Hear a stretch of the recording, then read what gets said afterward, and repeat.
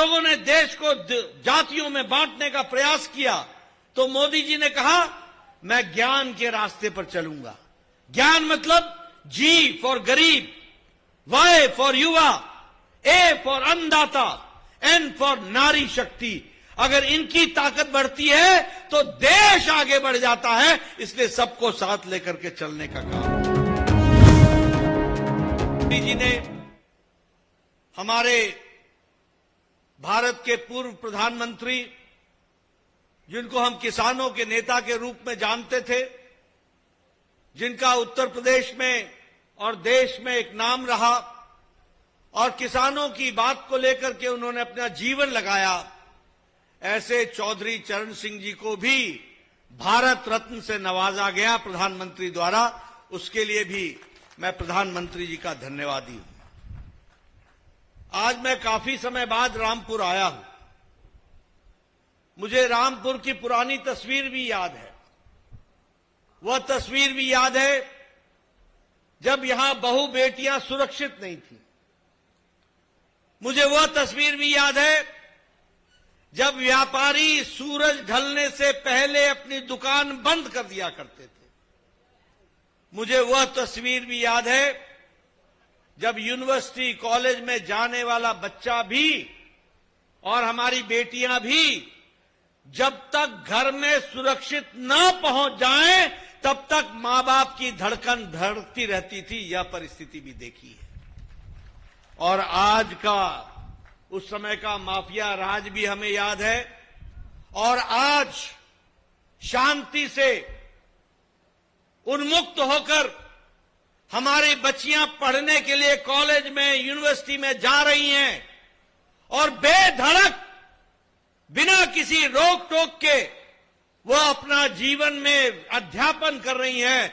यह तस्वीर बदली है तो भारतीय जनता पार्टी और मोदी जी और योगी जी के कारण बदली है। इस बात को भी हमको समझना चाहिए।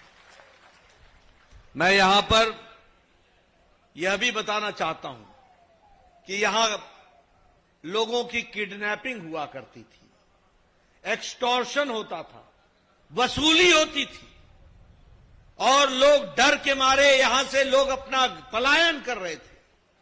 व्यापारियों को व्यापार करने में कठिनाई आती थी। लेकिन आज एक तरीके से भय मुक्त वातावरण में जो रामपुर का इलाका है, यह विकास की ओर आगे बढ़ रहा है और वन डिस्ट्रिक्ट वन प्रोडक्ट के तहत अग्रगणी रूप में आज आगे खड़ा हुआ है। मुझे आज खुशी हुई, मुझे यहां वायलिन भेंट में दिया गया। एक जमाने में रामपुर किस बात के लिए मशहूर था? किस बात के लिए मशहूर था? यानी हिंसा के लिए, चाकू के लिए। रामपुर का चाकू मशहूर, आज रामपुर का वायलिन दुनिया में मशहूर हो गया है। यह परिस्थिति आकर के खड़ी हुई है। मित्रों, मैं घनश्याम लोधी जी के लिए आपसे समर्थन मांगने आया हूं।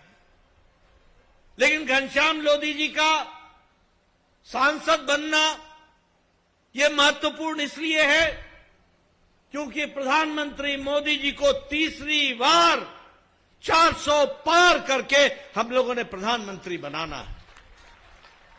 और यह चुनाव घनश्याम लोधी जी का नहीं है, यह देश के विकास का चुनाव है। यह देश को विकसित करने का चुनाव है।